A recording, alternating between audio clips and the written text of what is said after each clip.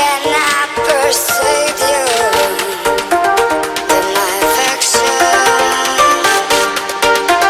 with my affection.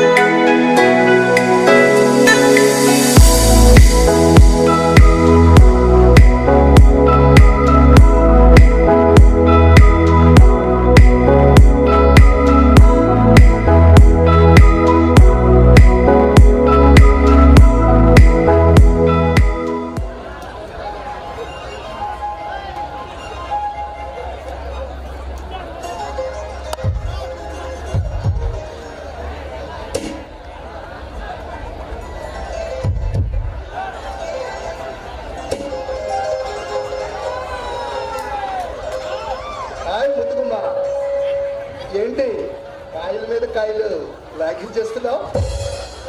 మీరా మరి ఎక్కువగా తింటే కడుపులో ఉన్న మన వంశోద్ధారకుడు ఎంతగా పుడతాడేమో. పోండి, నేను మరీ అంత తిండిపోతుని కాదండి. Sorry madam. సారీ అంటే సరిపోతుందా? మరి నా పరిహాసానికి ఏమైనా శిక్షణ ఇస్తారా? తప్పకుండా.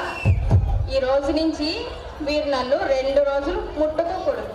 అమ్మ బాబు, శ్రీపతి గారు మరీ అంత ఎత్త నిర్ణయం మంచిది కాదేమో.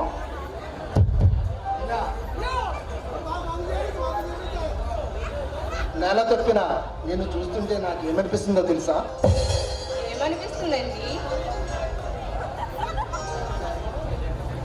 నీకు పులుపు తినాలనిపిస్తుంటే నాకు నీ పలుపును తినేయాలనిపిస్తుంది. అబ్బో, అయ్యగారు మాటలు బాగా నేర్చారే.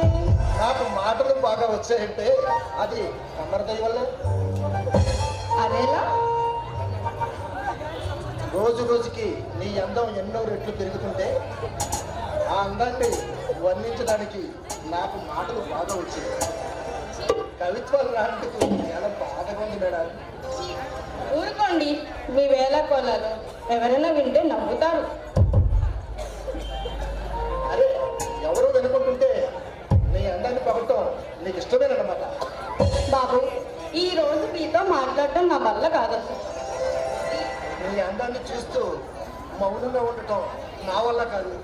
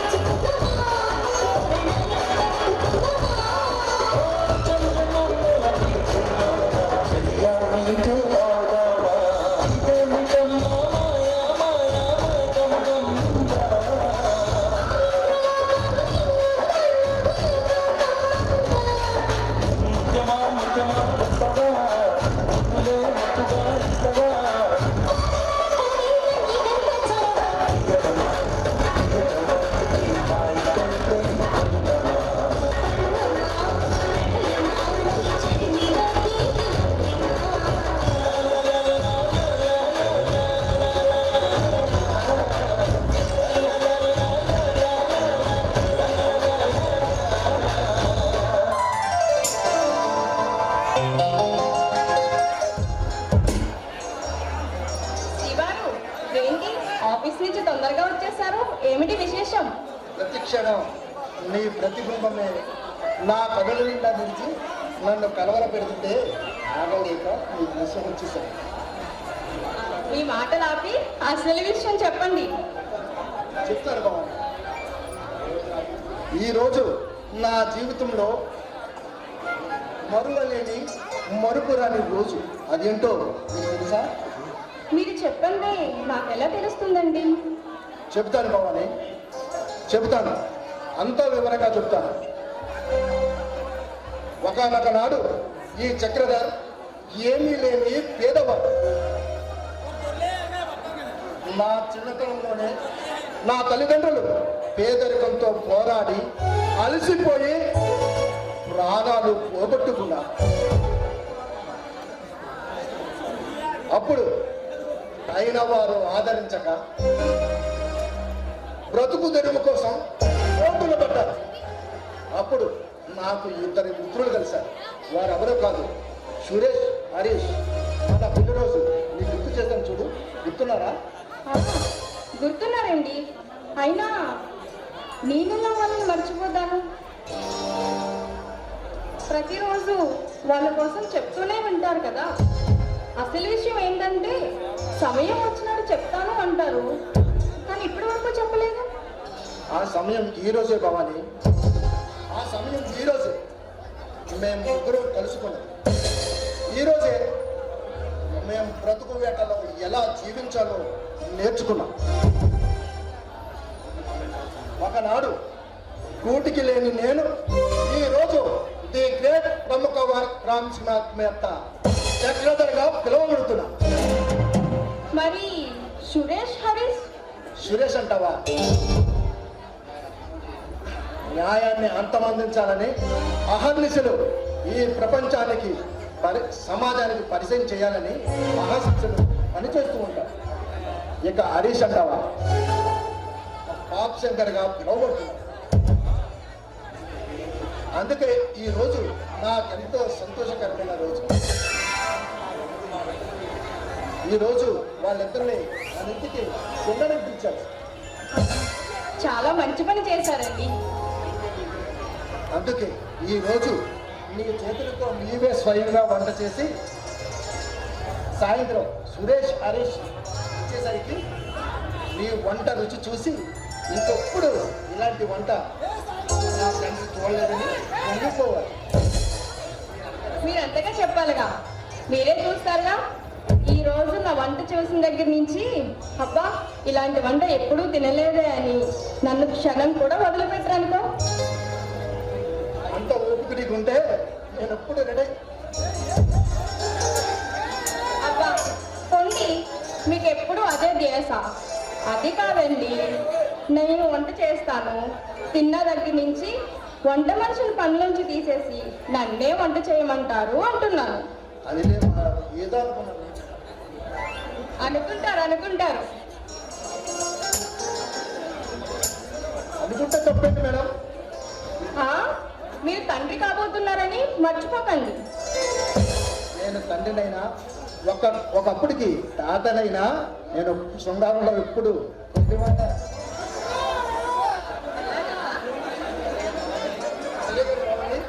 ఈరోజు మదర్ తెరీసా ట్రస్ట్కి ₹1 విరాళంగా ప్రకటించాను. స్వయంగా నేను ఇవన్నీ క్యాష్ ఇచ్చి వస్తాను.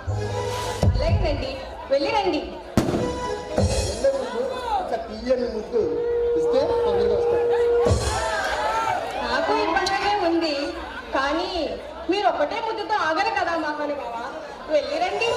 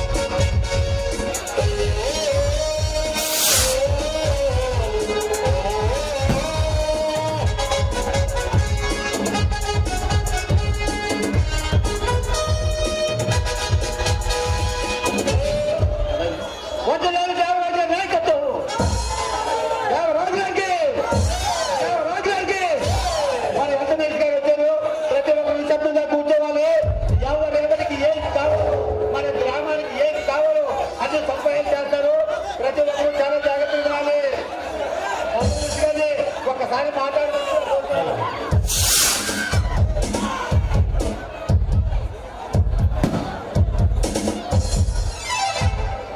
అందరికీ నమస్కారం అండి.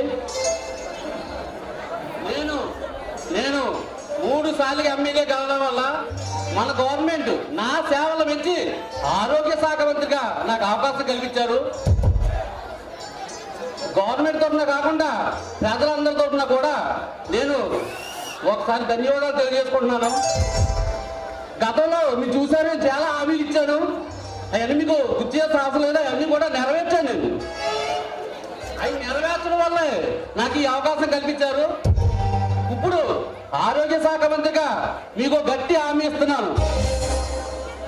మందు మన ఆరోగ్యం అనే పథకం కింద మన రేషన్ డిపోలో అంటే మన కోటా తీసుకుంటాం కదా, ఆ కోటా ద్వారా నెలకి 3 పుల్లు బాగా ఫ్రీగా ఇస్తామని హామీ ఇస్తున్నాను. అంతేకాదు వీధికో ఒక ఆర్ఎంపీ డాక్టర్ని పెడతాను.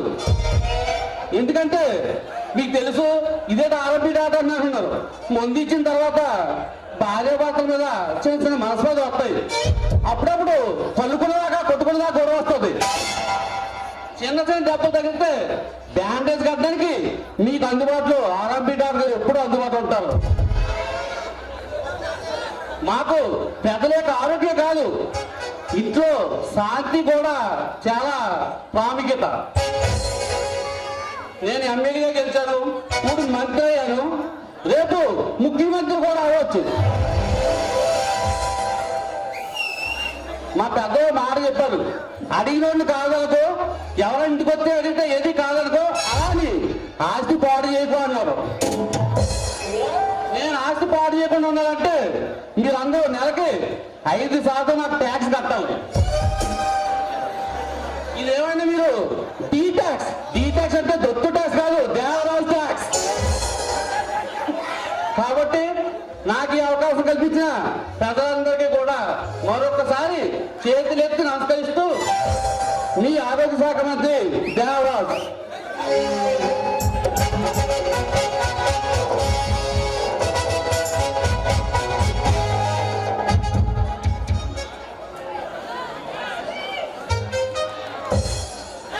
నమస్తే సార్. ఓ సత్యం, నువ్వా? ఏమిటి సంగతులు? ఒక సహాయం కోసం మీ వద్దకు వచ్చాను సార్. ఏమిటది?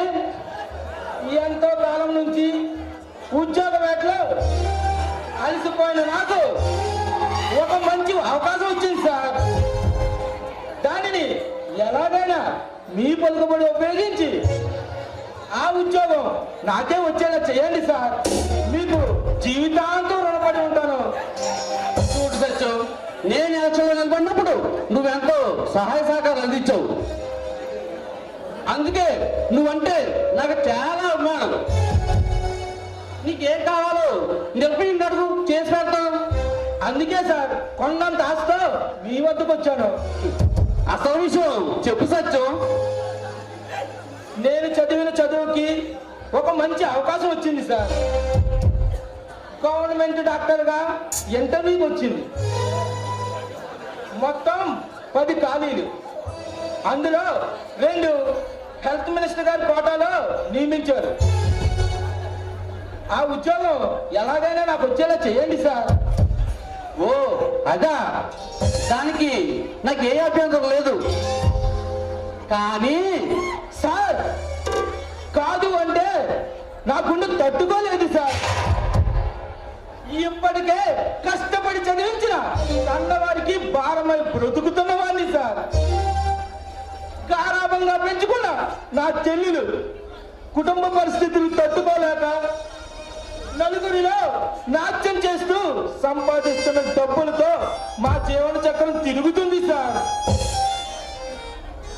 చిన్న వయసులో అంత భారాన్ని మోస్తున్నా నా చెల్లెళ్ళు చూస్తుంటే నాకు ఈ బ్రతుకు మీద విరక్తి పుట్టి చచ్చిపోవడం అనిపిస్తుంది సార్. చచ్చిపోవడం అనిపిస్తుంది.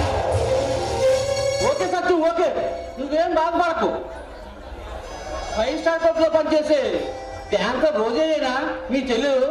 అవును సార్. ఏ ఆధారము లేక నాట్యం చేస్తూ మమ్మల్ని బ్రతికిస్తున్న దేవత సార్ నా చెల్లి.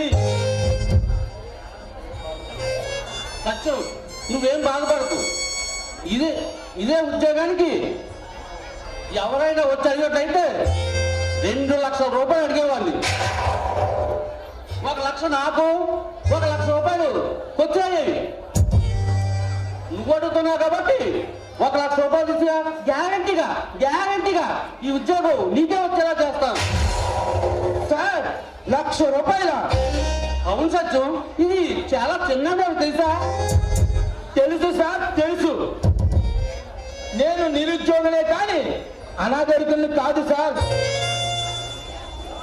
ఎవరికి ఎంత మిగులుతుందో తెలియని తెలుగు తక్కువ అని అంతకన్నా కాదు సార్.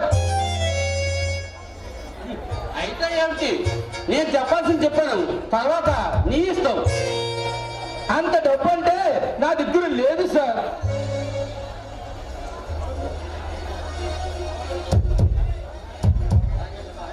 ఎలాగైనా మీరే సహాయం చేయండి. ఉద్యోగం రాగానే వడ్డీతో సహా మీ డబ్బు చెల్లించేస్తాను. చూసి సత్యం, ఒక విషయం గుర్తించుకో. కట్నం తీసుకోకుండా అదువు పెట్టి పెళ్లి చేసుకోకూడదు. అలా అని నేను డబ్బు కట్టి నీకు ఉద్యోగం ఇప్పించకూడదు. అలా చేస్తే మా రాజకీయ నాయకులు ఏనాడో పదవులు అయ్యేవాళ్ళు. చేతిలో చిల్లి డబ్బు లేనివాడిని సార్. అంత డబ్బు నేను మాత్రం తీసుకురాలేను సార్. నా వల్ల కాదు సార్. అయితే నీకు ఇంకో మంచి సలహా చెప్పంటావా? చెప్పండి సార్. నీకు ఉద్యోగం కావాలంటే రేపు మా ఇంటికి 1,00,000 రూపాయలు తీసుకురా. లేదంటే ఈ అమ్మాయి ఎలా చెప్పాలో తెలియలేదయ్యా, కొంచెం మూమాట కానీ చెప్పాలి తప్పలేదు. రేపు రాత్రికి నీ చెల్లికి నాకు ఇష్టొచ్చి పంపించు. మా అన్న వదిలే ఉద్యోగంతో అపాయింట్మెంట్ ఆడతో నీటి మీద ఉంటుంది.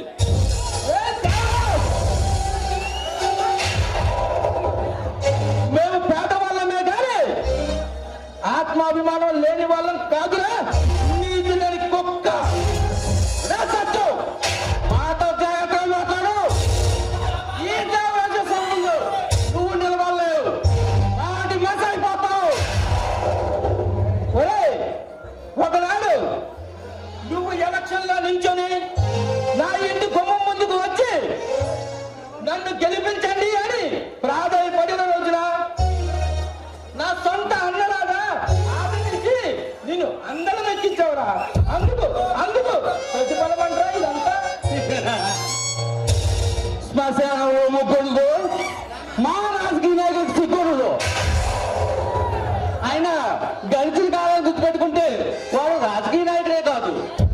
అవునరా, అవును. నీకెలా గుర్తుంటాయి? అధికార మతంతో కామంతో కళ్ళు మూసుకుపోయిన నువ్వు లైసెన్స్ ఉండవు కదా. నీ కోసం రేయనక పగలనక నీ పోస్టల్ని ఈ పూజలు వేసుకొని వీధికి వెళ్ళి నీ పోస్టల్ అంటించాను కదా. నువ్వు గెలిచావు అనే వార్త వచ్చే వరకు నీ వెంట కుక్కలా తిరిగాను కదా. అలాంటిది ఈ రోజున నువ్వు నా చెల్లిని గెస్ట్ హౌస్ కి రమ్మనే స్థాయికి ఎదిగావురా. నీచుడా.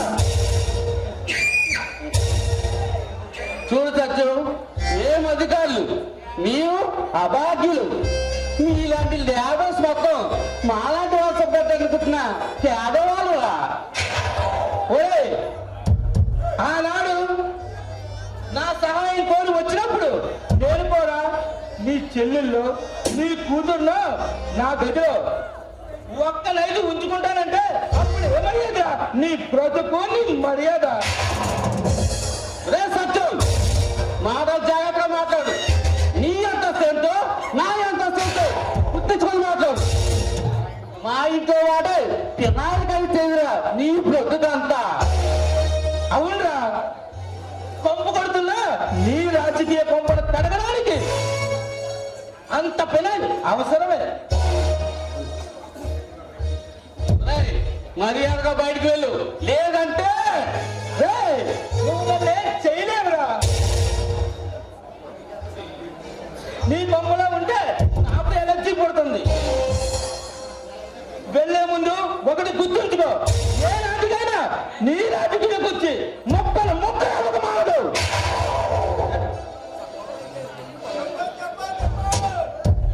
ఈ ఎలక్షన్ నోటిఫికేషన్ వచ్చిన కానివ్వండి రిజల్ట్ వచ్చే వరకు రోజుకి 2 బీర్లు బియ్యం తిన్నట్టు ఎలా ఈ రోజు ఈ ఉద్యోగం ఉద్యోగం అలాంటి వాళ్ళందరికీ ఉద్యోగం ఇచ్చుకుంటూ పోతే రేపు నా బ్యానర్ కట్టేవాడు, మా పార్టీ జెండా మోసేవాడు. ఈ ఊరికే ఉద్యోగాలు ఇస్తుంటే వచ్చే ఎలక్షన్లో ఓటుకి 5,000 6,000 కట్టి నేనెప్పుడు ఓట్లు కొనాలి? అయినా ఆ దగ్గర ఏంది లేనిదరిగా నేనేమన్నా 5 స్టార్ పప్పులు 10 మంది ముందు చిన్న బట్టలు వేసుకొని డ్యాన్స్ వేస్తే పోను పొరుగు నా పడక గదిలో 4 గోడల మధ్య ఎవరికి తీయకుండా నా పక్కన పడుకుంటే ఆ చెల్లిపోగు ఈడిపోగు పోద్దంట. నీకేమో అయ్యావా? నేను ఉద్యోగం వస్తున్నానని గొతుకునే తెలియదు ఎవరికి ఆ అమ్మతో కలుస్తున్నాడు.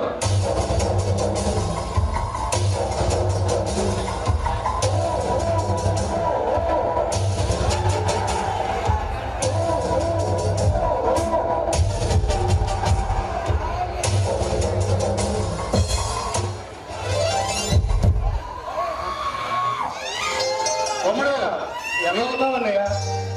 తమ్ముడు వెళ్ళిన పని ఏమైంది? ఈ అర్జున్ అడుగు పెట్టిన చోట అపజయమా అన్నయ్య? అసంభవం అన్నయ్య. ఆ ఇన్స్పెక్టర్ గారు మన రాష్ట్ర మంత్రి మీద తయారు చేసిన ఫైల్ తెచ్చావా? ఆ ఫైల్ ఇవ్వమని 1కి 2 సార్లు అడిగానన్నయ్య. ఇవ్వనని మొండికేశాడు. అందుకే వాడిని ఈ అభివృద్ధి సెంటర్లో తాళ్ళుతో కట్టేసి పెట్రోల్ పోసి మంట చేశానన్నయ్య. ఆ మంటల్లో వాడు ఆర్తనాదాలు చేస్తూ మాడి మసైపోయాడన్నయ్య. మరి ఆ ఫైల్స్ అంటే ఆ ఫైల్ పై వచ్చిన భయం ఏమీ లేదన్నయ్య. వాడి ఇంటికి వెళ్ళి వాడి పిల్లని చిత్రహింసలు పెట్టి ఆ ఫైల్ నేను సాధించానన్నయ్య. ఆ మరుక్షణమే దాని అందాలతో ఆనందంగా ఎంజాయ్ చేశాను. ఆ మరుక్షణమే దాన్ని పైలోకానికి పంపించేశాను. వెరీ గుడ్ తమ్ముడు, వెరీ గుడ్. మరొకసారి నీకెందుకు లేదని నిరూపించు. మరి ఆ ఫైలు రంధీరానికి పంపించావా? నేనే స్వయంగా పట్టుకెళ్ళి అన్నయ్యకి ఆ ఫైల్ ఇచ్చానన్నయ్య. మంచి పని చేసావు. మరి రణధీర నీ వ్యాపారం ఎలా ఉంది? అంతా సవ్యంగానే సాగుతుందన్నయ్య. కానీ మన దొంగ మందుల సెక్షన్ లో తయారైన గ్లూకోజ్ బాటిల్ స్టాకు మరింత పెరిగిపోయింది. ప్రస్తుతం 8 కోట్ల రూపాయల స్టాకు ఆగిపోయిందనే విషయం అన్నయ్య మీకు చెప్పమన్నారన్నయ్య. ఓకే తమ్ముడు, ఓకే, నేను ఆ సంగతి చూసుకుంటాను. చూడు తమ్ముడు, నీకో విషయం చెప్తాను, జాగ్రత్తగా వీరు. మన వ్యాపారాలకి ఈ భూమి మీద ఎవరు అడ్డుపడకూడదు. అడ్డుపడిన వాడిని మనం బ్రతకనివ్వకూడదు. మన ముగ్గురు అన్నదమ్ములు. పెద్దవాడినైనా నేను రాజకీయ వ్యవహారాలు చూసుకుంటాను. చీకటి వ్యాపారం, స్మగ్లింగ్, అండర్ గ్రౌండ్ వ్యాపారం. రెండో వాడైన రణధీరాన్ని చూసుకుంటారు. ఇక మిగిలింది నువ్వు యూత్ ప్రెసిడెంట్ గా నీకు అప్పచెప్పిన పని సవ్యంగా చేస్తే అదే చాలు. నువ్వు వివరంగా చెప్పాలా అన్నయ్య? ఈ అర్జున్ అంటే ఆటం బాంబు లాంటి వాడని ఈ దేశం అదిరిపోతుంది. ఈ అర్జున్ అడుగు పెట్టిన చోట ఈ భూమి కూడా కంపించిపోతుంది. మనకి అదే కావాలి. మన ముగ్గురు 3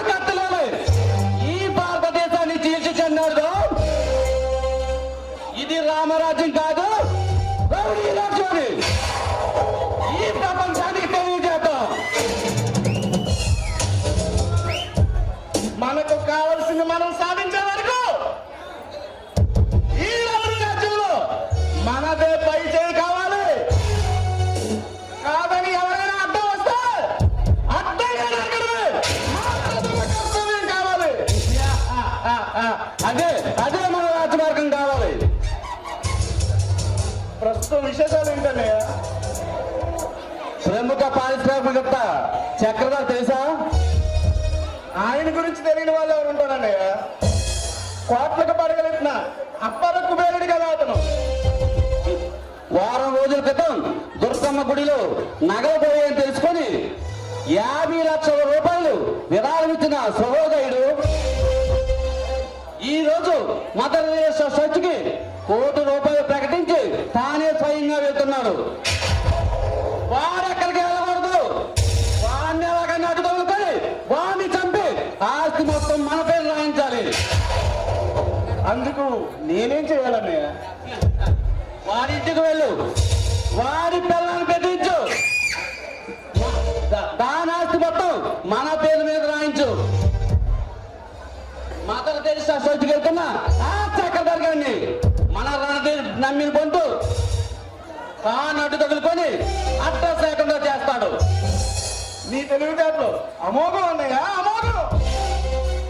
మనం అనుకున్నది సాధించిన తర్వాత సంబరాలు చేసుకుందాం. నేను వెళ్ళి కానికి ఫోన్ చేసి ప్లాన్ అంతా వివరిస్తాను. అన్నయ్య అలాగే అన్నయ్య. తమ్ముడు నీకు ఇంకో మాట చెప్పడం మర్చిపోయిందా? ఆ చక్రధర్ గారి పిల్లం చాలా అందంగా ఉంటుందని పేరు. దాన్ని నీకు చెప్పాల్సిన లేదు, నీకు అదే అలవాటు అనుకో. దాన్ని మాత్రం చంపే ముందు ఒకసారి చూడరాదు. అన్నయ్య దాని అందం గురించి నేను విన్నానన్నయ్య. ఏమైనా కానీ దాన్ని మనం పొంది తీరాలన్నయ్య, పొంది తీరాలి. అయినా మన మన అన్నదమ్ముల ముగ్గురికి కూడా పెళ్ళి అవ్వలేదన్నయ్య. పెళ్లితో మనకు సంబంధం ఏంట్రా? మన దగ్గరకే అధికారం ఉంది, బలం ఉంది, రాజకీయ బలం ఉంది. మనం దేనికైనా రావాలి, రాకపోతే దాన్ని మన దారిలో తెప్పించుకుంటాం. అవునన్నయ్య, కానీ ఆ సుఖంలోని జీవితం ఏం జీవితం అన్నయ్య మనకి? విరక్తితో అనురక్తితో అలా అనుక్షణం ఏడుస్తూ బాధపడుతూ ఎన్ని రోజులు అన్నయ్య? మరి ఏం చేస్తావు తమ్ముడు? పెళ్లిళ్ళు అవ్వలేదు, ప్రతి రోజు కావాలంటే ఎక్కడ వస్తుంది? నువ్వేమన్నా ఎలా చేస్తే రప్పించు. ఏ చదివి కమాన్.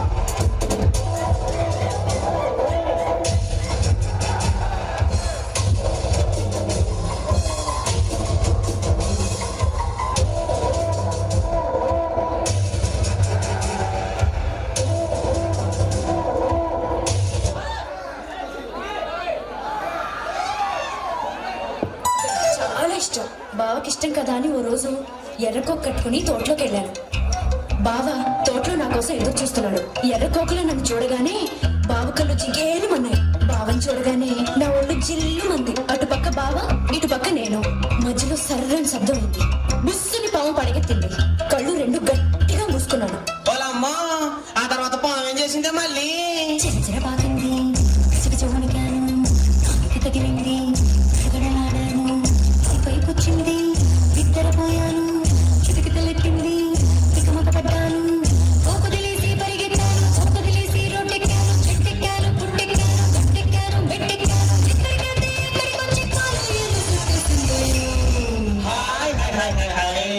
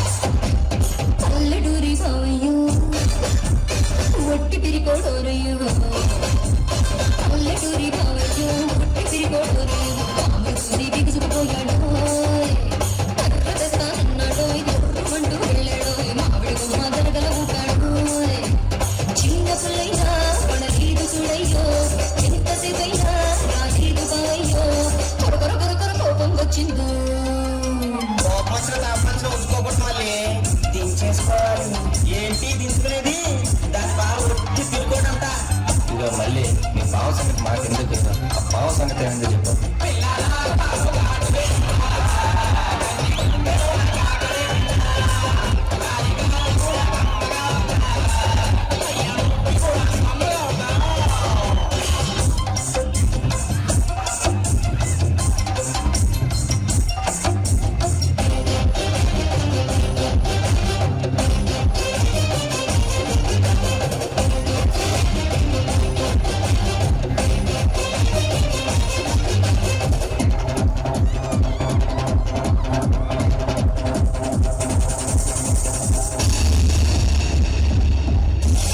రాజమండ్రి సెంటర్లో పుష్కరాల జాతరలో రాజమండ్రి సెంటర్లో పుష్కరాల జాతరలో బావలు చూసి గురువులాడను మాయదారి బావయ్యో మర్చిపోలేదోరయ్యో సెత్తకు వచ్చి గిరగిరలవ్వాడు సంచిలో నుంచి ఓ పావు తీశాడో రూటు వాయించి ఆడించి చూపాడో మిలమిల మిలమిల పైకంగం విందో ఏంటి మీ బాబా బాగా నేర్చుకుంటున్నారా? మరి అయితే ఆ రోజు పాము చూసి ఎందుకు భయపడ్డా మళ్ళీ? నువ్వు చూసుకో, ఆ రోజు భయపడింది పాము చూసి కాదంటే మరి నిన్ను చూసా నీ అమ్మ పడదా తర్వాత ఏమైంది?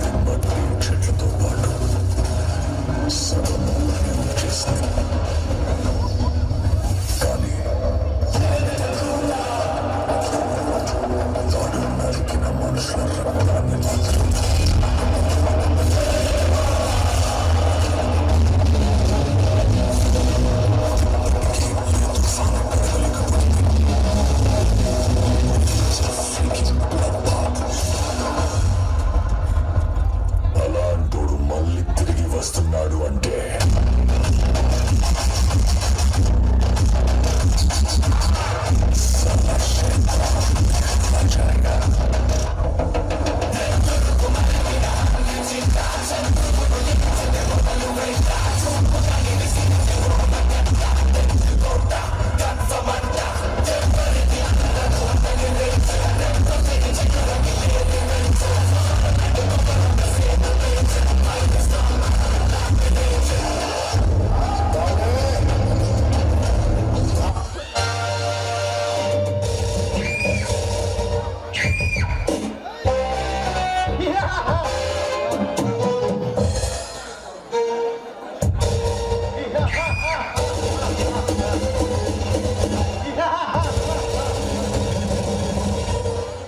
జనాలతో కిటకిటలాడే ఈ అబిడ్ సెంటర్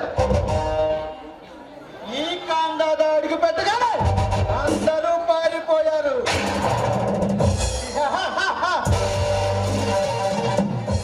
ఈ కాందాద పేరు చెప్తే పసి పిల్లల సైతం పాలు కూడా మానేస్తాడు. ఈ కాన్ నన్ను చూసి అందరూ పారిపోయారు. ఒక్కడికి కూడా నా ముందు నిలబడే ధైర్యమే లేదా?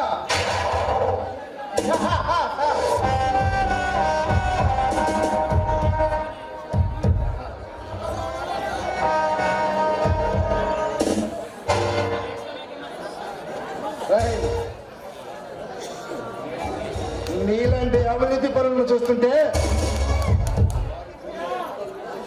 వారి గుండెలు మొక్కలు చేసే వరకు నిద్రపోటురా. ఓ నీ కోసమే ఎదురు చూస్తున్నా. ఏ బెదిరిస్తున్నావా? కాదు, నిన్ను చంపడానికి. నీ వల్ల ఏమవుతుందిరా? ఈ చక్రధర్ ఒక్కసారి ఉరుము చూస్తే గుండెలు కొత్తకాయలా పగిలిపోతుంది.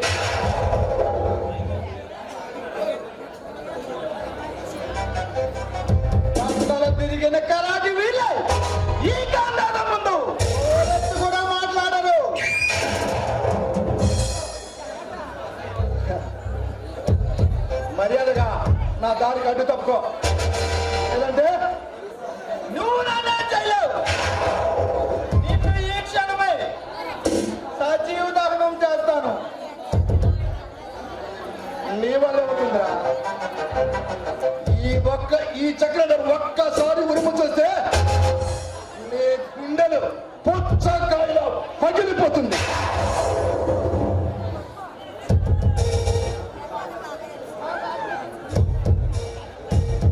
కోరికల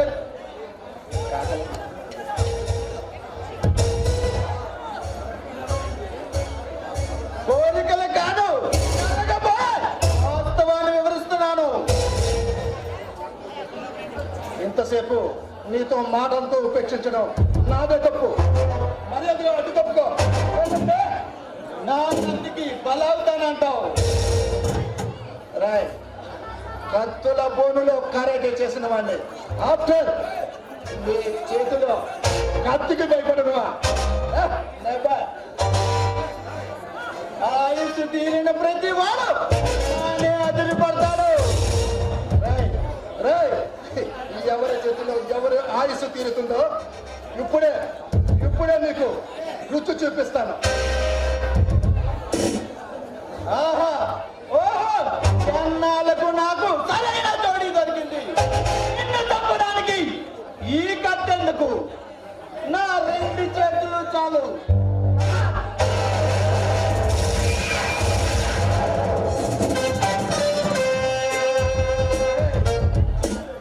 నేలాంటి వాడిని నేను చిన్నప్పుడే గోళీకాయలు ఆడుకున్నాను రా.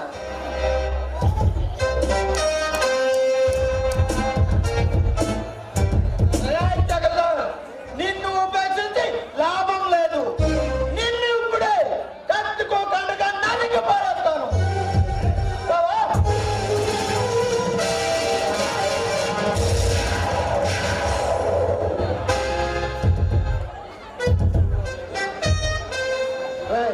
ఈ యుద్ధం చేయడం కూడా ఒక విద్యరా. మరొక్కసారి నా కంటికి కనిపించవో ఈ గుండెలో ప్రాణం గొంతుకుండా బయటికి వస్తుంది. కాబట్టి వస్తా.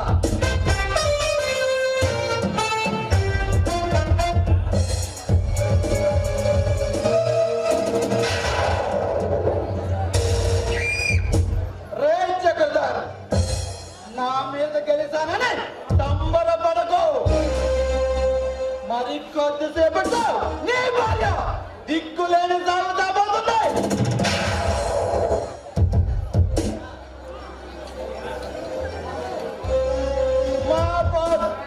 మా బాస్ తమ్ముడు అర్జున్ దాని సంగతి చూసుకుంటాడు.